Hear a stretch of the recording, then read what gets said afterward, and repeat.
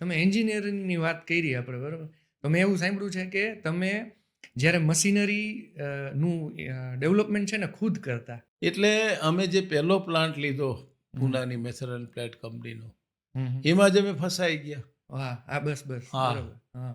એટલે ફસાણા એટલે હવે હવે આ શું કરવું? હવે રોડ ઉપર આવી ગયા તો શું થાય? હવે આપણે જ કરવું છે. ઓકે. કામ કરે એની ભૂલો થાય. ભૂલો સુધારવી એ પણ બીજાનું કે પોતાનું કામ છે ને. હમ.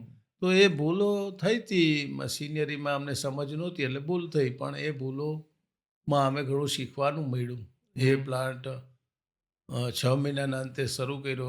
ખાસ કરીને વધારે મુસીબત એટલે આવી કે એ કંપની જ બંધ થઈ ગઈ, method and plate company. Okay. એટલે બધું અમારે જાતે કરતાં કરતાં અમે પ્રેક્ટિકલ એન્જિનિયર બની ગયા ને એ 6 મહિનામાં પ્લાન્ટ શરૂ કર્યો. એટલે પછી ધીમે ધીમે ધીમે ધીમે એક એક પ્લાન્ટ અમારી રીતે જે કાંઈ સમસ્યા હોય એના સમાધાન કરતા ગયા અને આગળ વધતા ગયા.